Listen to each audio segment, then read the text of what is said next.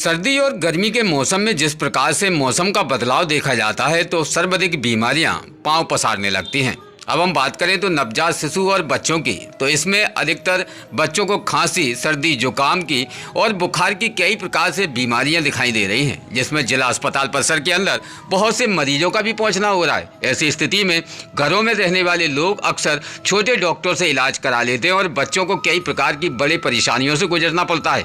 इसलिए निश्चित तौर पर डीवीसी के माध्यम से जो विशेष खास डॉक्टरों का एक एपिसोड सजाया गया है, जिसमें स्पेशलिस्ट चाइल्ड बच्चों के वो डॉक्टर हैं जो कि बच्चों का इलाज भी निःशुल्क तरीके से जिला अस्पताल में दे रहे हैं। साथ ही अगर कोई भी व्यक्ति उनके परिवार के तहत परामर्श लेने के लिए स्वयं क्लिनिक पर पहुंचता है तो भी डॉक्टर के माध्यम से उनको उचित परामर्श भी दिया जाता है। ऐसी स्थिति में निश्चित है कि परिवार के लोगों को किसी भी प्रकार से बच्चों के स्वास्थ्य के प्रति खिलवाड़ नहीं करना चाहिए, जिसके लिए विशेष ऐसे विशेषज्ञ को ही दिखाना चाहिए जिससे कि बच्चों का इलाज स्वतः पूर्ण तरीके से सफल हो सके। जिसके विषय पर आज डॉक्टर से बात हुई है, जहां डॉक्टर टीएन सोनी के माध्यम से बच्चों की बढ़ने वाली बीमारी और बच्चों में कई प्रकार से गलत इलाज लेने के बाद बच्चों को किस प्रकार की परेशानी से गुजरना पड़ता है, उसके विषय पर आज हमारे बीच में जिला अस्पताल चिकित्सक शिशु रोग विशेषज्ञ डॉक्टर टीएन सोनी जुड़े हैं, जिन्होंने बच्चों की बढ़ने वाली बीमारी और बच्चों को गलत इलाज मिलने से क्या क्या तकलीफों से गुजरना पड़ता है, जानते हैं इस विषय पर। विशेष खास रिपोर्ट भिंड से इमरान अली खान।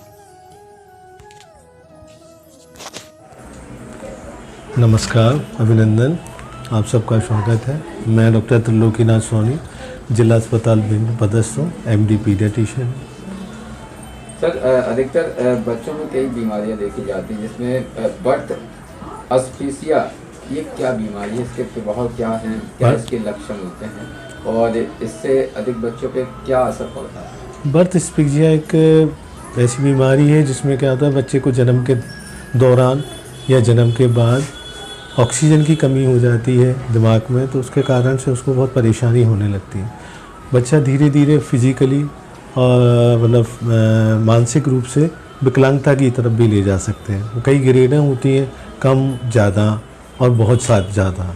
तो कम में तो क्या होता है, बच्चों के चलने फिरने में दिक्कत आती है, मानसिकता भी थोड़ी सी ख़राब हो जाती है, मानसिक रोगी भी हो जाता है। लेकिन जैसे इसकी सीवियरिटी बढ़ती है, अगर ज़्यादा देर तक दिक्कत आई या कुछ हो गया तो उसके कारण से मानसिक रूप से बच्चा विकलांग भी हो जाता है, फिजिकली और मानसिक दोनों रूप से विकलांग हो जाता है बच्चा।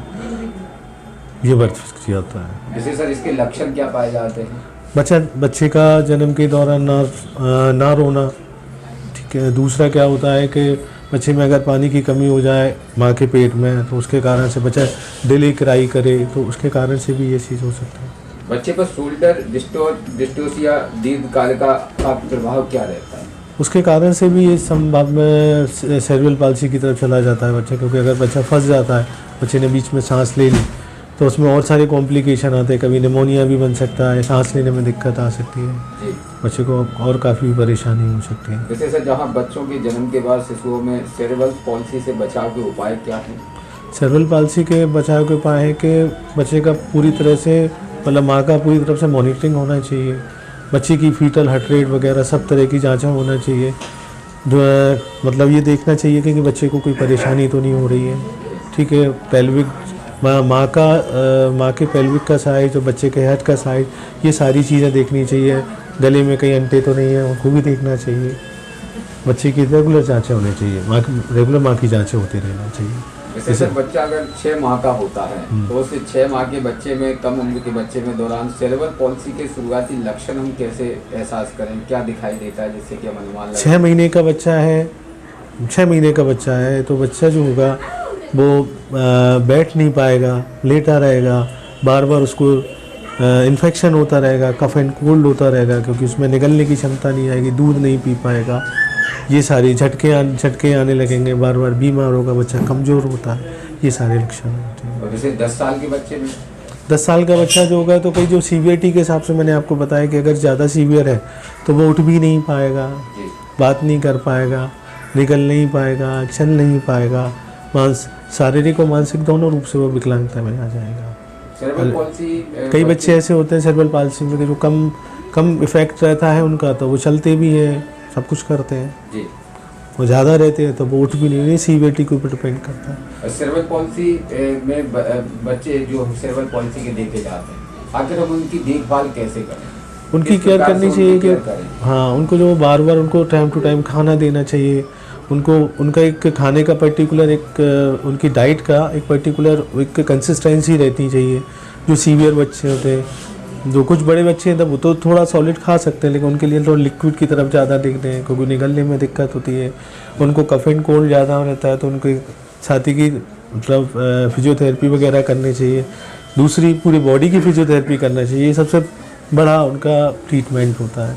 फिजियोथेरेपी से क्या होता है कि ब्रेन स्टिमुलेट होता है तो आगे जाके कई संभावनाएं बन जाती हैं उनके। अरे अधिकतर ऐसे बच्चे कैसे देखने में लगते हैं, क्या लगता है सेरेब्रल पॉलिसी वाले बच्चे किस प्रकार से देखे जा सकते हैं? आपको सेरेब्रल पाल्सी का बच्चा ऐसा मिलेगा कि पैर एक दूसरे के ऊपर रहेंगे, क्रॉस लेग रहेगा, बच्चा बेड विडेन रहता है, बोल नहीं पाता और अपनी बात कोई कह नहीं पाता। बहुत सारी लक्षण रहते हैं उनमें।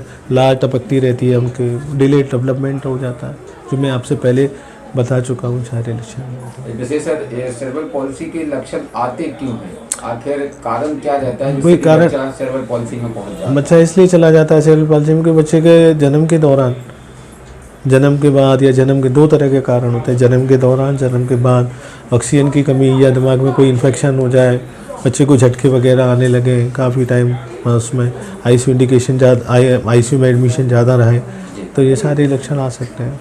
जो बर्थ असफिया जो एक इसका प्रभाव है जो बच्चों पर देखा जाता है, बर्थ एस्फिक्सिया के कारण ही सेरेब्रल पाल्सी में जाता है बच्चा। जी, इसका प्रभाव क्यों होता है, क्या कारण रहता है? बर्थ एस्फिक्सिया में मैंने आपको पहले प्रीवियस बता चुका हूँ कि ऑक्सीजन की कमी हो जाती है दिमाग में, जिसके कारण से ये सारी चीज़ें आती हैं। और सेरेब्रल पाल्सी एक कंडीशन होती है जिसमें बर्थ एस्फिक्सिया के कारण बच्चा सेरेब्रल पाल्सी में चला जाता है। अधिकतर सर जहाँ पालकों की बात आती है तो माँ बाप अक्सर अपने नन्हे मुन्ने बच्चों की देखभाल भी करते समय ये नहीं पता लगा पाते कि आखिर हमारा बच्चा बीमार किस कंडीशन पे पहुँच चुका है, और बच्चा अधिकतर बीमार हो जाता है। तो हम कैसे पता लगाएं कि आखिर ये बीमार किस प्रकार से है, क्या बीमारी है? नवजात बच्चों में क्या रहता है, बुखार का आना, दूध बच्चे ना पिए, पेट फूले, उल्टियाँ करें, सांस लेने में दिक्कत आए या तेज तेज सांस चले, तो इन 4-5 लक्षण ऐसे रहते हैं कि जिसका मतलब है कि हमारा बच्चा बीमार है। हमें इतनी जल्दी पहचान लेना चाहिए।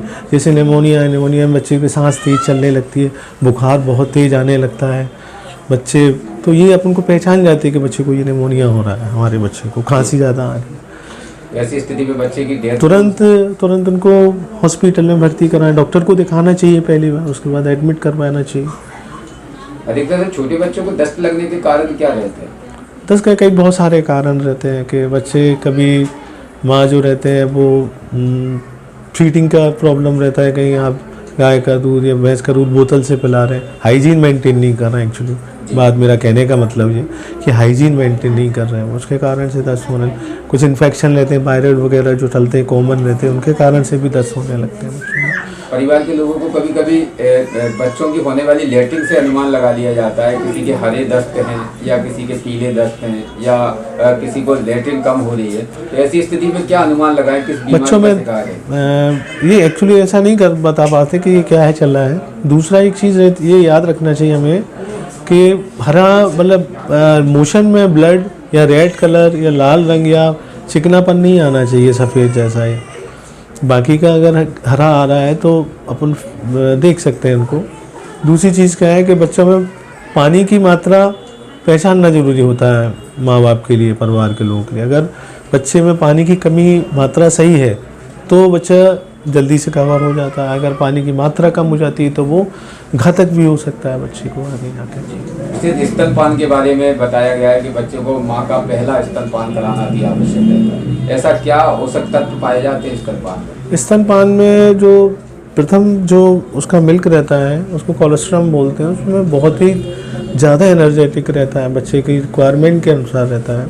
दूसरी चीज़ उसकी रहती है कि आप बच्चा और माँ का जो दूध निकलता है अपने बच्चे के लिए घंटे दिन मतलब समय के अनुसार निकलता है। अगर बच्चा 1 दिन का है तो मेरे बच्चे को जितनी रिक्वायरमेंट होगी तो उतना मिल्क निकल आएगा। जो पीला दूध होता है तुरंत पिलाना चाहिए माँ को, और जब तक ना निकले लगाते रहना चाहिए। तो डिपेंडेंसी ओनली मदर फीड पर रखनी चाहिए बच्चे की, कि बच्चे को मदर फीड पर रखना चाहिए, बाहर के फीड को नहीं देना चाहिए यहाँ तक ये रखे। और 6 महीने तक कंटिन्यूस दूध पिलाना चाहिए, 2-2 घंटे में दूध पिलाना चाहिए, डकार दिलवाना चाहिए, प्रत्येक बार दूध पिलाने के बाद, ठीक है, और जो दूसरी चीज़ें देते हैं वो नहीं देना चाहिए, तो बच्चा स्वस्थ रहेगा, उसको बीमारी नहीं लगेगी। सर अधिकतर कई माताएं ऐसी हैं जो कि अपने बच्चों के स्तनपान के बारे में भी उनको जानकारियां नहीं रहती कि आखिर हमें अपने बच्चे को किस प्रकार से स्तनपान कराना है, और साथ ही ऊपर का जो दूध कहीं गाय का कहीं भैंस का पिला दिया जाता है। ऐसी स्थिति में बच्चों को कब्ज जैसी शिकायत हो जाती है, एसिडिटी जैसी शिकायतें आती हैं। अधिकतर ऐसी स्थिति में बच्चों के लिए क्या अधिक परेशानी बन जाती है? बच्चे को, नवजात बच्चों को सबसे पहले अपने हिसाब से रहना चाहिए कि माँ का ही दूध पिलाना चाहिए, और बोतल फीडिंग से, या जिनको अपन बोलते हैं कि बाहर के दूध से जितना हम दूर रह सकें उतना हमें दूर रखना चाहिए बच्चों को जी। इससे क्या रहता है कि जैसे माता कभी बोतल से पिलाती है, तो बोतल से क्या होता है, इन गर्मियों में टेम्परेचर हाई रहता है, तो उसके कारण से बच्चों में इन्फेक्शन के चांसेस ज़्यादा रहते हैं, निपल इतनी तरह अच्छी तरह साफ़ नहीं हो पाता, तो ये परेशानी होती है, जिसके कारण से बच्चे को कहीं दस्त, उल्टी, ये सारी समस्याएं उत्पन्न हो जाती हैं, जिसके कारण से बच्चा परेशान होने लगता है। मानसिक स्थिति से भी कमजोर हो सकता है सर बच्चा, जहाँ रबड़ का अगर बच्चा बार बार बीमार होगा तो उसका जो ग्रोथ है वो कम रहेगी बच्चे की, तो बीमारी के कारण वो कम हो जाती है। विशेष क्या अपील करना चाहेंगे आप? मैं माताओं से यही कहना चाहूँगा कि माँ को अपना ही दूध पिलाना चाहिए 6 महीने तक। अगर ज़रूरत पड़ती भी है, किसी कारणवश दूध नहीं निकलना या कुछ हो रहा है, तो फार्मूला फीड पिलाना चाहिए मदर को, क्योंकि ये दूध लगभग माँ के बराबर होता है, लेकिन माँ का दूध तो माँ का ही दूध होता है जी। वैसे सर नन्हे मुन्ने बच्चों के लिए स्पेशलिस्ट डॉक्टर या फिर अदरवाइज सरकारी अस्पताल या फिर प्राइवेट क्लिनिक, कौन सी अपेक्षा अच्छी मानते हैं? नहीं, हम तो सरकारी अच्छी मानते हैं, सरकारी अस्पताल में व्यवस्था एक व्यक्ति को लाना चाहिए। Thank you sir. रोज़ ताज़ा खबरें देखने के लिए हमारा चैनल DBC 24 न्यूज़ को सब्सक्राइब करें, साथ ही बेल आइकन भी दबाएं।